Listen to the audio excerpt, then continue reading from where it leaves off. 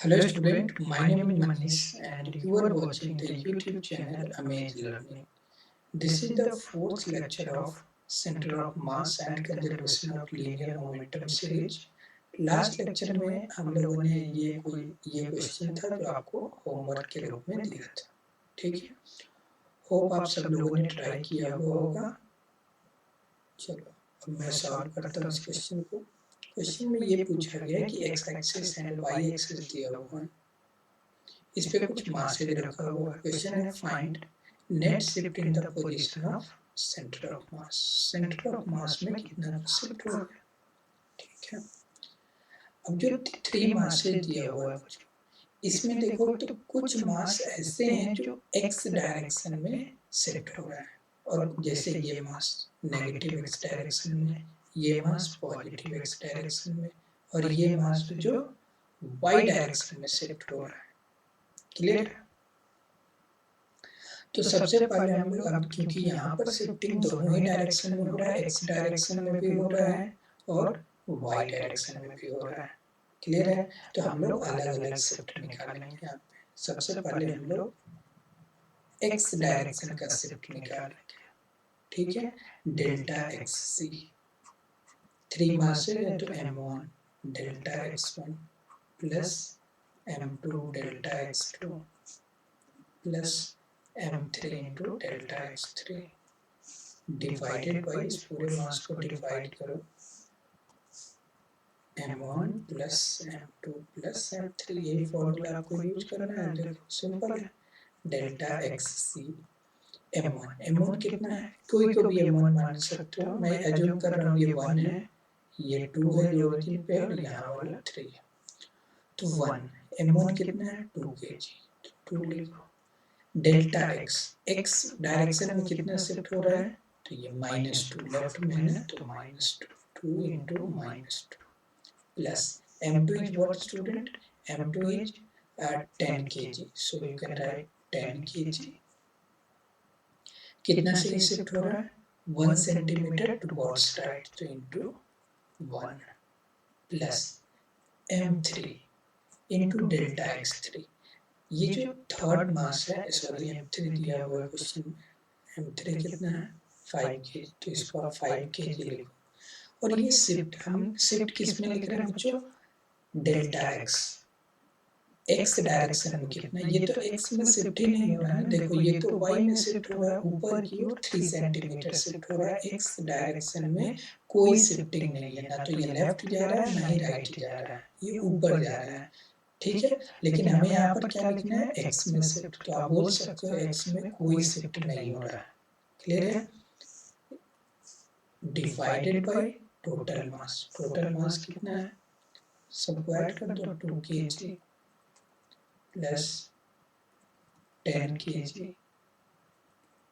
Plus 5 kg, जो भी मास है जाके।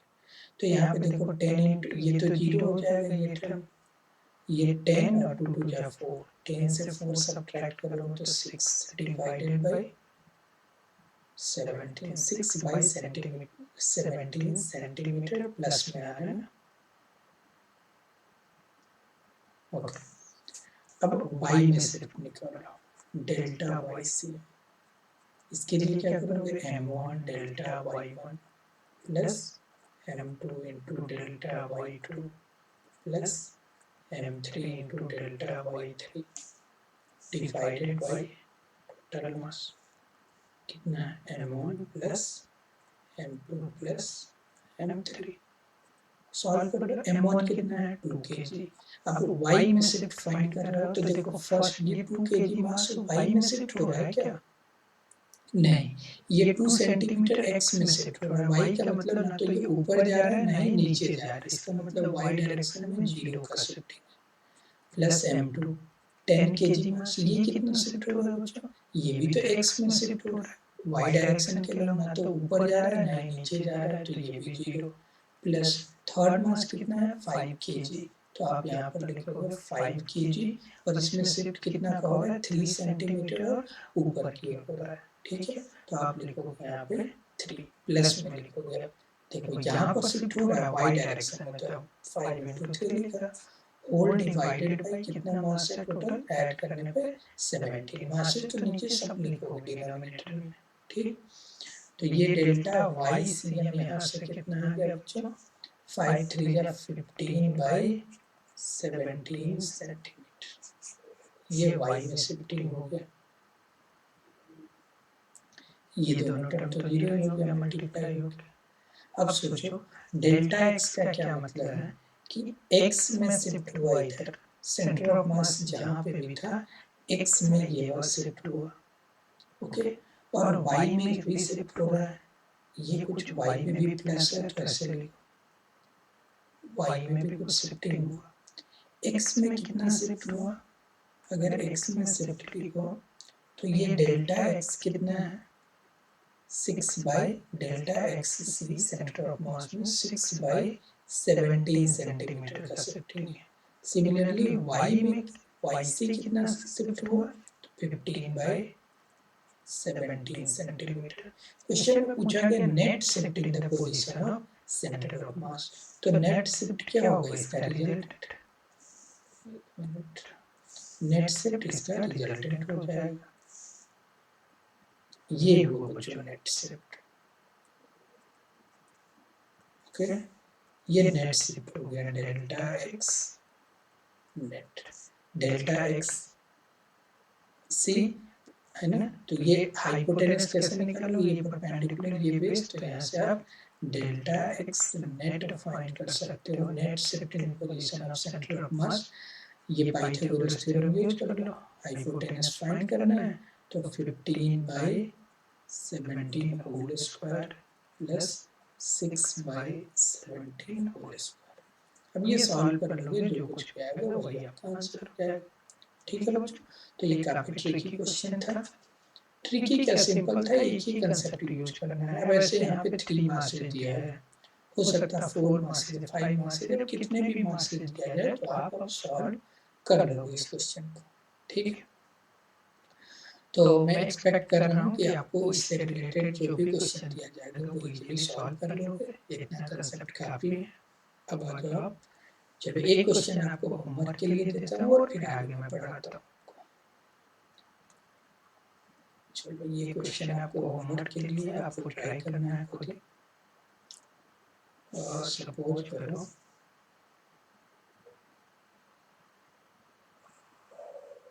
कि ये कोई डंबल है,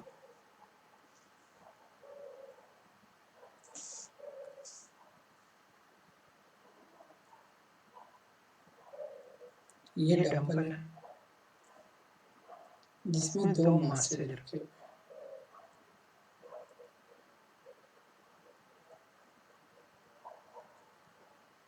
ये डंबल है 2 मासे है, ये 10 kg का मास है और ये 2 kg का मास। क्वेश्चन ये पूछा गया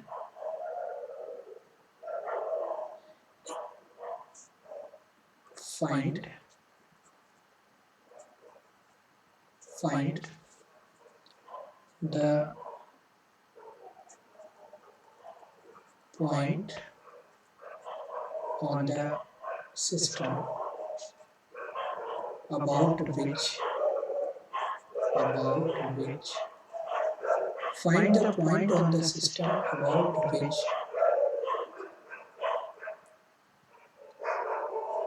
this system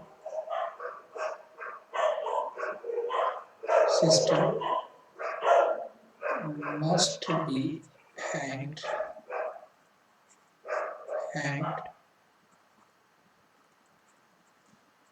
with the thread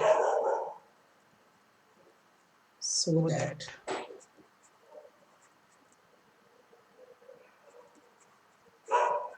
system remain horizontal।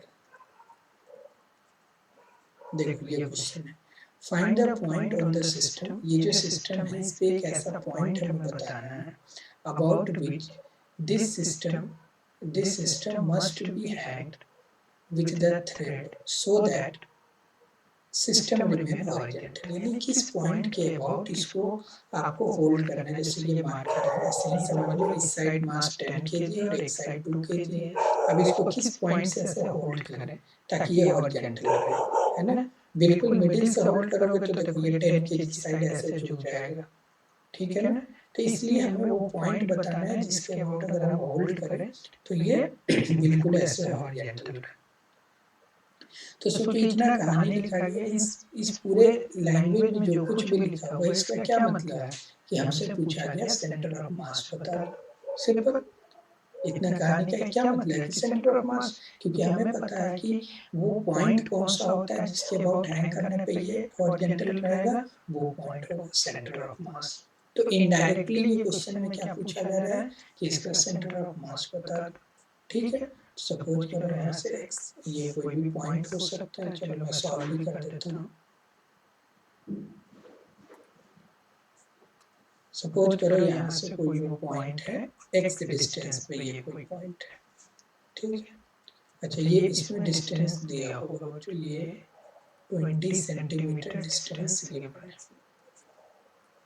Centre of mass find करो, इसमें क्या है, इसको ओरिजिन मान लो, x cm equal to m1 x1 m1 m2, उसका x कोऑर्डिनेट 0, दूसरा m2 हो गया 20 kg, ये 20 10 है बच्चों, तो 10 इंटू इसका x कोऑर्डिनेट कितना है 20 divided by total mass 10 into 12, तो ये आ गया 40 बाई 12 सेंटीमीटर, यानी x का वैल्यू आ गया।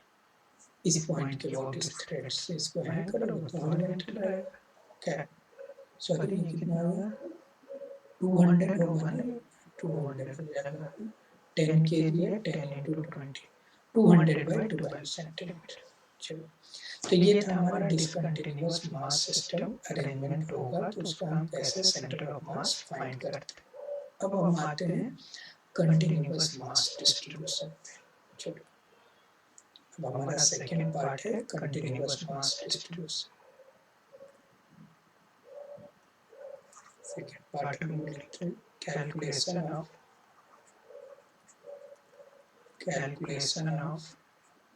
Centre of mass of continuous mass distribution। अगर मास का डिस्ट्रीब्यूशन कंटिन्यूअस होगा तब सेंटर ऑफ मास कैसे फाइंड करोगे, ये हम लोग सीखने वाले हैं। इसका ये मतलब हुआ कि जैसे फर्स्ट एग्जांपल आप ले लो, एक रॉड हो हमारे पास, सपोज करो कि एक रॉड है,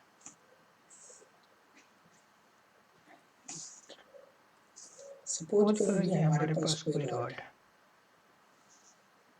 इसका सेंटर ऑफ मास कहाँ पे होगा, इसका सपोज करो इसका जो लेंथ है, ये टोटल लेंथ L दे रखा है, इसका जो टोटल लेंथ है वो L दिया हुआ है और इसका जो मास दे रखा है वो M। तो आपको तो पता है कि L/2 पे मिडिल पे होगा सेंटर ऑफ मास, लेकिन इसको हम लोग फॉर्मूला से हम लोग इसको फाइंड करेंगे ना। देखो यहाँ पे मास हर छोटे छोटे मास हर जगह है, कंटिन्यूअसली मास। अभी तक जो हम लोगों ने पढ़ा था उसमें मास एक यहाँ होता था, एक यहाँ होता था, यहाँ पे देखो बहुत सारे मास ऐसे पास ऐसे रख दोगे छोटे छोटे मास से, तो क्या होगा ये कंटिन्यूअस रॉड बन जाएगा, है ना। ये मतलब है कंटिन्यूअस मास। तो इसका हमें सेंटर ऑफ मास फाइंड करना है, ये ठीक है। तो कंटिन्यू जैसे अब डिसकंटिन्यूअस मास के लिए सेंटर ऑफ मास का फॉर्मूला है वैसे कंटिन्यूअस के लिए होगा। तो अगर याद करो डिसकंटिन्यूअस के लिए सेंटर ऑफ मास का फॉर्मूला अगर xcm फाइंड करते थे तो क्या लिखते थे m1 x1 plus m2 x2 plus जो भी मासेज है divided by m1 plus m2 plus dot. इसको आप लिख सकते हो ऐसे भी तो लिख सकते हो समेशन, इस सिंबल का मतलब होता है कि ऐड करना है हमें, समेशन ऑफ mi xi, जिसमें i का वैल्यू 1 से लेकर n जो भी मासेज है divided by summation of mi, i का वैल्यू 1 से लेकर n। ये इसी को हम शॉर्टकट में मैथमेटिकल सिंबॉलिक फॉर्म में इस तरीके से हम नोट डाउन करते हैं कि सारे मासेज को ऐड करते हैं। अब ये जो समेशन है, अगर मास कंटिन्यूअस है तो ये जो टर्म है बच्चों, यही हमारा इंटीग्रेशन हो जाता है। ठीक है, तो आप यहाँ पर लिख सकते हो, और जो मासेज है, जैसे ये छोटे छोटे मासेज है, इस पे आप बोल सकते हो ना कि ये रॉड पे इस इतने एलिमेंट में, ऐसे सपोज करो इतने पार्ट में मास होगा, यहाँ पर डीएम होगा, छोटा सा मास, यहाँ पर डीएम होगा, यहाँ पर भी डीएम, यहाँ पे भी डीएम, बहुत छोटे छोटे मासेज एक दूसरे के काफी क्लोजली रख दिया जाए तो ये रॉड का फॉर्मेशन होगा। क्लियर? तो आप उस केस में समेशन, जब कंटिन्यूटी आ जाती है तो इस समेशन को ही हम इंटीग्रेशन से डिनोट करते हैं। इंटीग्रेशन भी एक तरीके का समेशन भी है, छोटे छोटे डिफरेंशियल एलिमेंट, नेग्लिजिबल साइज के एलिमेंट को ऐड करने का तरीका ही हमारा इंटीग्रेशन होता है। क्लियर?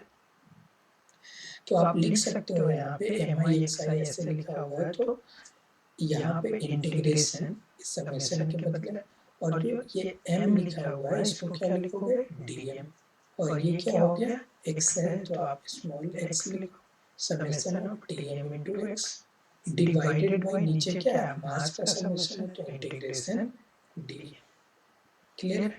अब ये dm का इंटीग्रेशन, अगर कोई रिजिड बॉडी है, फिक्स मास है, तो dm का इंटीग्रेशन क्या हो जाएगा, m, इस पूरे टर्म का इंटीग्रेशन क्या हो जाएगा, टोटल सोलर सिस्टम का ये हो जाएगा। ठीक है, और तो इसको आप लिख सकते हो x, सेंटर ऑफ मास का x कोऑर्डिनेट अगर फाइंड करना हो तो आप इंटीग्रेट, ये dm का तो m हो गया, तो 1/m इंटू इंटीग्रेशन, ये dmx है, इसको x dm उल्टा भी लिख सकते हो ना, d बाद में लिखते हैं ना इंटीग्रेशन, तो इस तरीके से लिख सकते हो। तो ये आपके पास x कोऑर्डिनेट फाइंड करने का फॉर्मूला आ गया। जब भी कंटिन्यूअस सिस्टम होगा तो आप इस फॉर्मूला के through centre of mass calculate करोगे। ये इसी का एडवांस फॉर्म है, xcm इक्वल टू 1/m, ये टोटल, जैसे यहाँ पे टोटल मास से डिवाइड हो रहा था m1 m2, यहाँ पे तो मास कंबाइंड है, छोटे छोटे एक दूसरे के पास रखे हुए मास, dm dm dm dm, तो उसी dm को इंटीग्रेट किया तो m होगा। ठीक है, dm का इंटीग्रेशन, तो इसको मैं ऐसे लिख दिया 1/m integration x into dm, और जो भी लिमिट होगा वो आप पुट करो, एक्स्ट्रा वैल्यू जो भी है। ठीक है, सिमिलरली अगर YCM आपको लिखना है तो YCM लिख सकते हो 1/m इंटू इंटीग्रेशन ydm, ऐसे लिख सकते हो।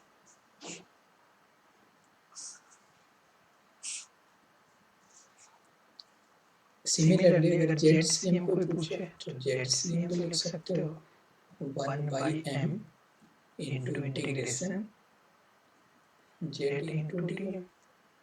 क्लियर? तो डिसकंटिन्यूअस सिस्टम के लिए फॉर्मूला बताएं दिया हूं पहले से, ये हमारे पास आ गया कंटिन्यूअस सिस्टम का फॉर्मूला। ये तीनों फॉर्मूला काफी इंपॉर्टेंट है, आपको याद रखना है। चलो अब देखो, अगर मैं आपसे पूछूं कि ये कोई रिंग है, इसका सेंटर ऑफ मास बता दो, तो ये तो कॉमन सेंस से आप जा रहे हो कि सेंटर पे ही होगा। क्लियर है? अगर मैं पूछूं कि एक रॉड है, इसका सेंटर बता दो, तो ये भी यहाँ पे बोलोगे, है ना? तो ये सब सिंपल चीजें हैं, इसका हम लोग, जिसका हम कॉमन सेंस से बता सकते हैं, उसमें हम ज्यादा इंटरेस्टेड नहीं है। ठीक है ना? फिर भी आपको हम फाइंड करना सिखाएंगे। ठीक है, तो एक ही करके हम कुछ स्टैंडर्ड फिगर्स हैं, उसका सेंटर ऑफ मास फाइंड करना सीखेंगे। थोड़ा सा रिकॉल कर लो कि क्या क्या सीखेंगे हम लोग। कोई रॉड होगा, उसका सेंटर L/2, वो भी प्रूव करूंगा, रॉड का सेंटर ऑफ मास। उसके बाद हम लोग सीखेंगे कि अगर हमारे पास कोई रिंग है, जैसे ये कंप्लीट सर्कल है तब तो सेंटर यही होगा, लेकिन अगर हाफ रिंग है इस तरीके से, अब मैं पूछूं बताओ इसका सेंटर कहाँ पे होगा, तो आप बोलोगे ना कि यहाँ पे कहीं होगा। तो ये हाइट होगा कितना, ये तो बताना चाहिए ना। ये हम लोग सेमी सर्कुलर रिंग का सीखेंगे। फिर उसके बाद हम लोग कोई डिस्क होगा इस तरीके से, इसका सेंटर ऑफ मास फाइंड करना सीखेंगे कि कहाँ पे होगा। ठीक है, चलो अच्छा, सबसे पहले हम लोग सीखते हैं number 1, centre of mass centre of mass of uniform rod. कोई यूनिफॉर्म रॉड है, उसका सेंटर ऑफ मास आपको पता है L/2 पे होता है, फिर भी हम लोग उससे कैलकुलेट करते हैं। सपोज करो कि ये हमारे पास कोई रॉड है जिसका लेंथ है L और मास है m। इसका लेंथ गिवन है, इसका लेंथ है L, सॉरी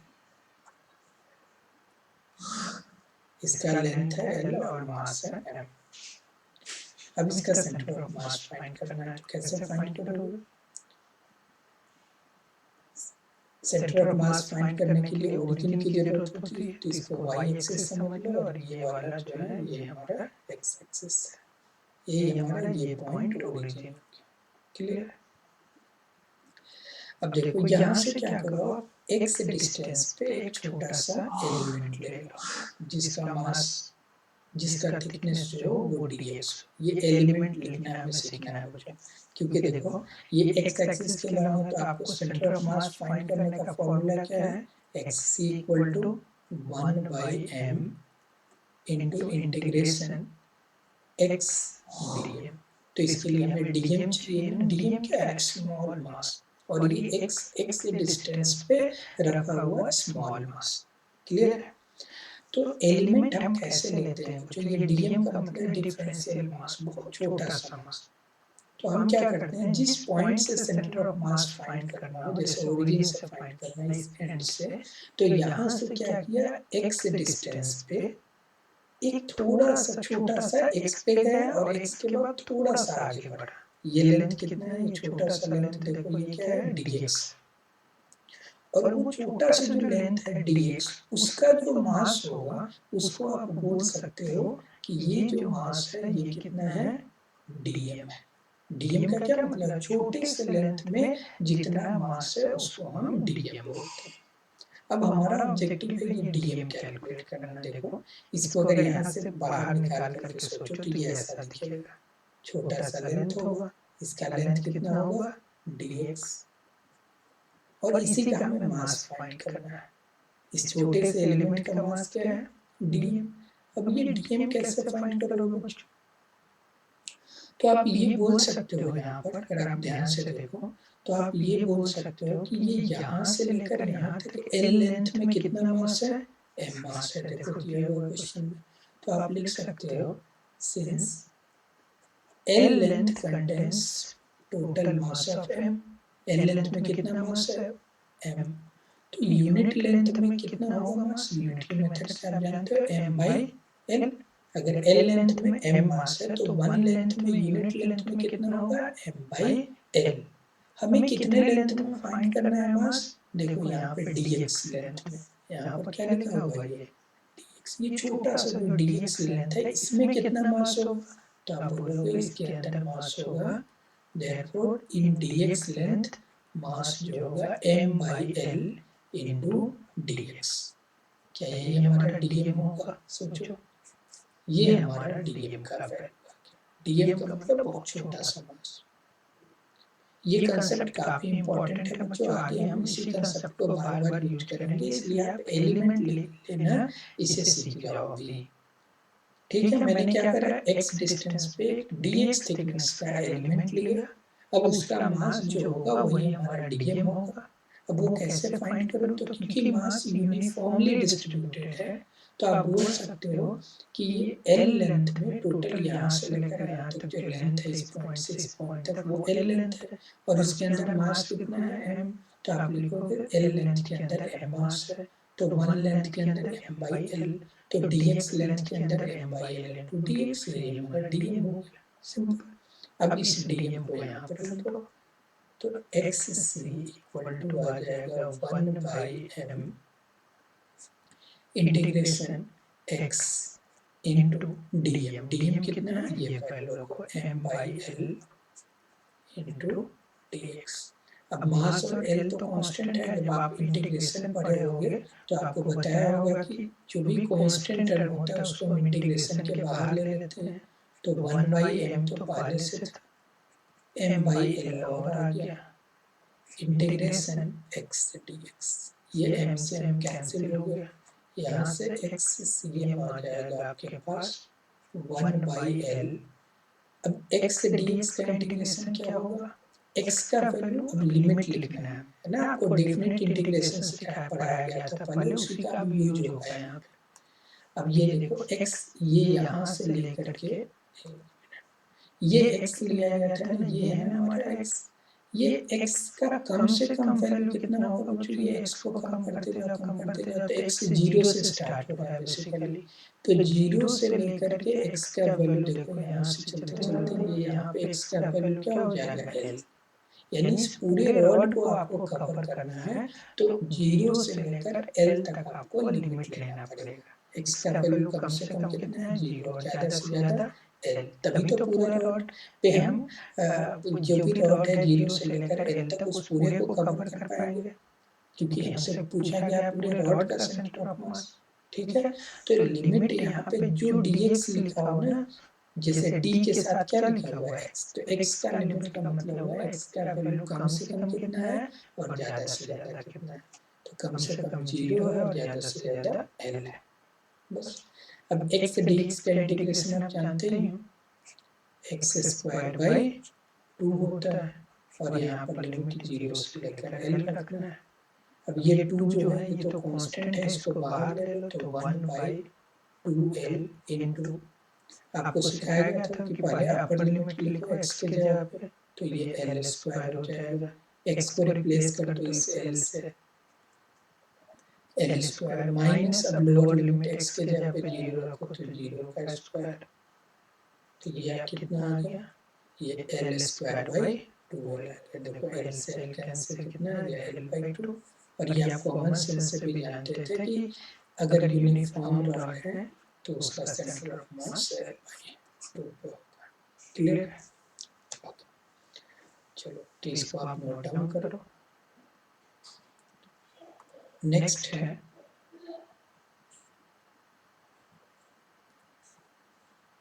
अब आ जाओ नेक्स्ट सिस्टम हमारा, अब एक रिंग का हम लोग सेंटर ऑफ मास फाइंड करना सीखेंगे। ठीक है, कैसे फाइंड करोगे, जैसे सपोज करो हमारे पास कोई रिंग है,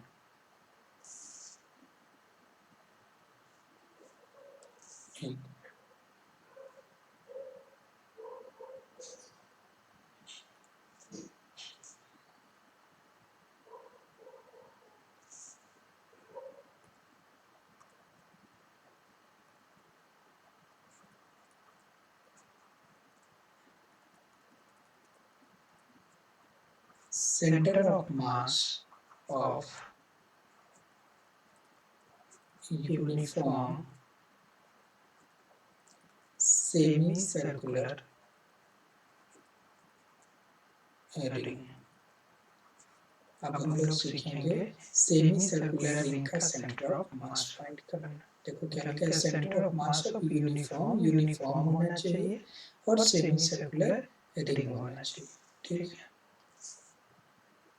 ये कुछ इस तरीके से आपको दिख रहा होगा।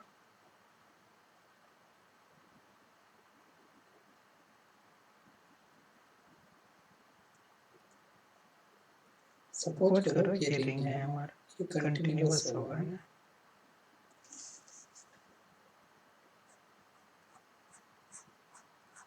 ये इस तरीके से कंटिन्यूअस है।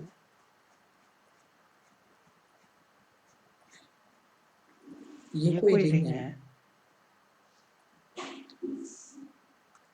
जिसका मास है, सपोज करो इस पूरे रिंग का मास है m और इसका रेडियस है, सपोज करो ये इसका रेडियस है r। तो ये सिमेट्री से ये तो क्लियर है कि जो सेंटर ऑफ मास होगा बच्चों, ये इस y एक्सिस पे ही लाई करेगा। ये अगर y एक्सिस है और इसको x एक्सिस एज्यूम करो, यानी जो रिंग का ये सेंटर है इसको मैं ओरिजिन एज्यूम कर रहा हूँ। इसके अबाउट हम लोग सेंटर ऑफ मास फाइंड करना सीखेंगे। क्लियर? अब देखो कैसे फाइंड किया जाए सेंटर ऑफ मास। ये तो कंफर्म है कि सिमेट्री है ऐसे, तो ये कहीं यहाँ पे होगा जहाँ पे भी होगा वो लोकेशन हमें फाइंड करना सीखना। तो अभी जैसे लास्ट क्वेश्चन किया था उसमें आपने क्या किया था बच्चों, एक्स डिस्टेंस पे एलिमेंट लिया था। ये तो कंफर्म है कि एक्स वाई सी हमें फाइंड करना है, यहाँ पे वाई और एक्स जो भी फाइंड करो तो जो फॉर्मूला यूज होगा एक्स और वाई कोऑर्डिनेट जो भी फाइंड करोगे तो फॉर्मूला तो ये होगा, जैसे वाई कोऑर्डिनेट अगर फाइंड करना चाहो तो y c m equal to 1/m into integration y d m. ये फॉर्मूला हमारा, ये फॉर्मूला यूज होना है। अब डीएम कैसे फाइंड किया जाए, एल लेंथ, ये ओरिजिन था। तो देखो एलिमेंट कैसे लेते हैं, बिल्कुल सिमेट्रिकल एलिमेंट लिया जाता है हमेशा। तो मैंने क्या किया, यहाँ से थीटा एंगल पर एक एलिमेंट लिया जिसका थिकनेस है जो डी थीटा एंगल सेंटर पे सबटेंड कर रहा है।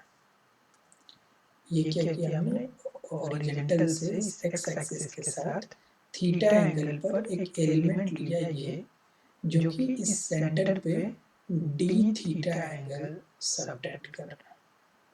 ठीक है, अब ये सोचो ये आर्क का लेंथ क्या होगा, ये छोटा सा भी यही तो हमारा मास है। तो आपको पता होगा कि आप जब सर्कल पढ़े होगे इस तरीके से कि अगर कोई आर्क है, अगर ये अगर आपसे कोई इस सर्कल का आर्क का लेंथ, अगर ये वाला आर्क लेंथ पूछे, ये रेडियस आर दिया हो और ये एंगल थीटा दिया हो, तो आर्क लेंथ क्या होता है, radius into theta, r into theta. ये आर्क लेंथ का फॉर्मूला है, ये आप 10th या 9th स्टैंडर्ड में पढ़े होंगे, r into theta arc length का फॉर्मूला। तो यहाँ पर इसका आर्क लेंथ क्या हो जाएगा, ये रेडियस आर है और ये एंगल कितना है, थीटा। तो इसका आर्क लेंथ हो जाएगा आर इनटू डी थीटा, ये आर डी थीटा। क्लियर। अब इतने का जो भी मास होगा, जैसे यहाँ पे इसको अगर आप डी थीटा लिख लेते हैं तो ये आर डी थीटा आ जाता है। वही जो एलिमेंट है उसको मैं यहाँ पे ड्रॉ कर दी। ये छोटा सा लेंथ है, आपको तो चाहिए क्या, डीएम चाहिए। अब डीएम कैसे फाइंड करोगे, तो छोटो सोचो, ये लेंथ हमने फाइंड कर लिया ना, और टोटल लेंथ कितना होता है सेमी सर्कल का, पाई आर। ये जो लेंथ होगा पाई इंटू आर। अगर ये सर्कल पूरा कंप्लीट होता तो सर्कमफेरेंस 2πr होगा, लेकिन ये तो हाफ सर्कल है तो ये कितना हो गया, पाई आर। तो आप यहाँ से बोल सकते हो ना कि पाई आर लेंथ में, since pi r length contains, ये जो पाई आर लेंथ है उसमें कितना मास है, एम मास है, ये एम दिया हुआ है। तो वन लेंथ में कितना मास होगा यूनिट लेंथ, तो एम बाई पाई आर। आपको कितने लेंथ में फाइंड करना है, ये छोटे से आर डी थीटा लेंथ में, ये r d theta length. Therefore r d theta length contains a mass of m by pi r into r d theta. देखो ये आर और आर कैंसिल हो जाएगा, तो यहाँ से ये आ जाएगा, यही तो हमारा डीएम का वैल्यू होगा, छोटा सा मास। तो ये डीएम आ गया m by pi into d theta. This is the value of dm. Complete centre of mass के अंदर आपको डीएम फाइंड करना ही इम्पोर्टेंट है। ठीक, अब इस वैल्यू को रख दो, आंसर आ जाएगा y c m equal to 1/m into integration y d m. Y into d m का वैल्यू हो गया m by pi into d theta. ये एम तो कैंसिल हो जाएगा, पाई को इंटीग्रेशन का बाहर लाओ क्योंकि वो कांस्टेंट है, तो 1/पाई इंटीग्रेशन के अंदर क्या बचा, ये क्या लिख दिया, y है ना, अच्छा इंटीग्रेशन के अंदर y इंटू डी थीटा। अब ये y कैसे फाइंड करोगे, तो सोचो ये जो छोटा सा मास डीएम यहाँ पे रखा हुआ था, हमारा ओरिजिन तो यहाँ पे है, तो इसका x कोऑर्डिनेट और y कोऑर्डिनेट कैसे फाइंड करते हैं, तो x कोऑर्डिनेट तो ये होगा और y कोऑर्डिनेट ये लेंथ होगा, यही तो होगा हमारा y कोऑर्डिनेट, ये y। अब ये y कैसे फाइंड किया जाए, यही हमारा y, यानी ये जो है हमारा, ये अगर लेंथ का बात करो, यहाँ पे देखो मैं ड्रॉ कर रहा हूँ, ये है हमारा r रेडियस, और ये है y, ये है x, और ये एंगल है थीटा। तो देखो यहाँ से y फाइंड कर सकते हो। y क्या हो जाएगा, r साइन थीटा। अगर यहाँ पे इस ट्रायंगल में साइन थीटा यूज करो तो sine theta perpendicular y by hypotenuse r, यानी y का वैल्यू r साइन थीटा। ठीक है। सिमिलरली अगर x फाइंड करो इस ट्रायंगल से ट्रिगोनोमेट्री यूज करके, तो ये x आ जाएगा r cos थीटा। क्या अब इस y का वैल्यू यहाँ पे पुट करो तो देखो y cm आ जाएगा 1/पाई इंटू इंटीग्रेशन y का क्या मतलब है, r sign theta d theta. r फिर से रेडियस कांस्टेंट है तो इंटीग्रेशन के बाहर ले लो, तो ये r/पाई into sine theta d theta. Sine theta का इंटीग्रेशन क्या होता है, r/पाई, जल्दी से बता दो, साइन थीटा का इंटीग्रेशन आपको पता है बच्चों, माइनस कॉस थीटा होता है, सॉरी माइनस कॉस थीटा। अब यहाँ पे लिमिट रखना है कहाँ से, अब थीटा का लिमिट कहाँ से कहाँ। अब देखो थीटा का कम से कम वैल्यू क्या हो सकता है, 0, और ज़्यादा से ज़्यादा ऐसे पाई तक हो सकता है, क्योंकि हमें ये पूरा रिंग को कवर करना है ना। तो ये एलिमेंट यहाँ लिया, फिर ये डीएम यहाँ पे होगा, ऐसे डीएम डीएम डीएम डीएम, इस तरीके से अगर आप लेते जाओ तो ये होगा, थोड़े टाइम बाद ये होगा, ऐसे। तो पूरे रिंग को कवर करना है तो थीटा 0 से लेकर के ये 180 डिग्री यानी पाई तक, 0 से पाई लिमिट रखो। तो देखो क्या आ जाएगा, ये यहाँ से आप लिख सकते हो y cm का जो वैल्यू आएगा r/पाई इंटू ये माइनस है, माइनस को बाहर लिख देता हूँ, पाई कॉस, अब थीटा के जगह पे क्या रखोगे, पाई, तो कॉस पाई माइनस, अब एक बार थीटा के जगह पे 0 तो कॉस 0, तो ये आ गया -r/पाई।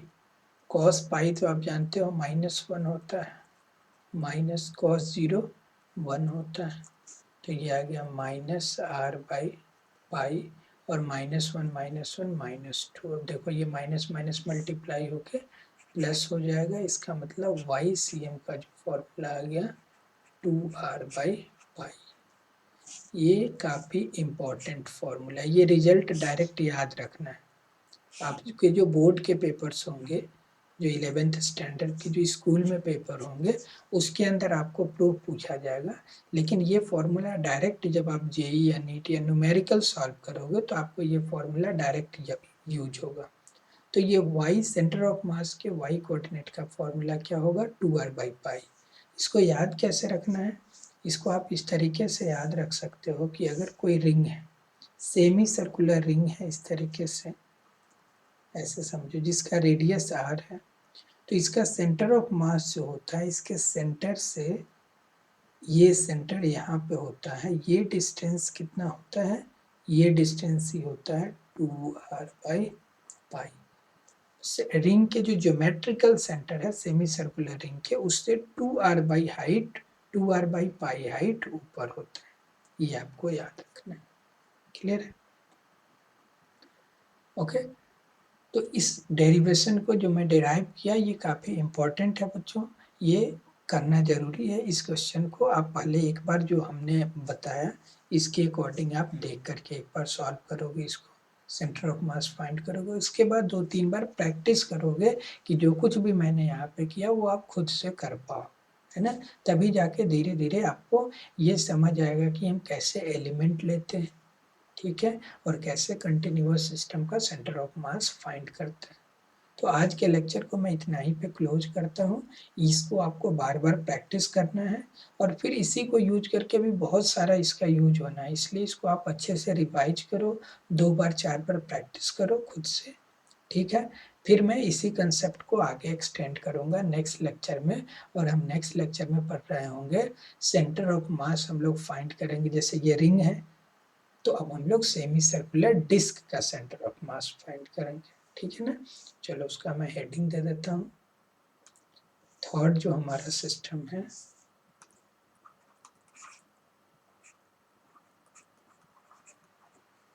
सेंटर ऑफ मास डायरेक्ट लिखता हूँ। Centre of mass of uniform semi circular disc. अगर हमारे पास कोई सेमी सर्कुलर डिस्क होगा तो उसका हम सेंटर ऑफ मास फाइंड करेंगे। Centre of mass of uniform semi circular disc. Semi circular disc का ये मतलब है कि कोई इस तरीके का सिस्टम हो, इस तरीके से कोई हाफ सर्कल टाइप का हो जिसका रेडियस r हो, और ये डिस्क है ना, तो इसका मतलब ये हुआ कि ऐसे मास भी हो इसके अंदर में, इसके पूरे सरफेस एरिया के अंदर मास हो। अभी जो हमने लास्ट जो देखा था वो क्या था, ये कंप्लीट सिस्टम नहीं था, है ना, ये अंदर मासेज नहीं था, सिर्फ रिंग था, उसके सरकमफेरेंस पे मास होता था। ठीक है, अब ये इसके एरिया में भी, सरफेस एरिया में भी मास है। अब इसका सेंटर ऑफ मास कहाँ पर होगा ये हम लोग फाइंड करना सीखेंगे नेक्स्ट लेक्चर में। फिर से यही हमारा जो इसका सेंटर है, इसको आप वाई एक्सिस एज्यूम कर लो, इधर एक्स एक्सिस एज्यूम कर लो, ये एक्स एक्सिस हो गया, ये वाई एक्सिस हो गया, ये हमारा ओरिजिन हो गया।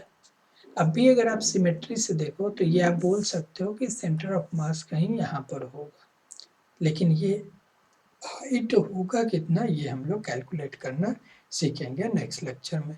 ये आपको तभी समझ आएगा अच्छे से जब आप रिंग का सेंटर ऑफ मास फाइंड करना अच्छे से प्रैक्टिस कर लोगे। इसलिए आज का लेक्चर मैं यहीं पे क्लोज करता हूँ। मिलते हैं नेक्स्ट लेक्चर में। जो भी पढ़ाया गया उसको बार बार प्रैक्टिस करो, ठीक है, फिर हम लोग आगे बढ़ते हैं। ठीक है, थैंक यू, मिलते हैं नेक्स्ट लेक्चर।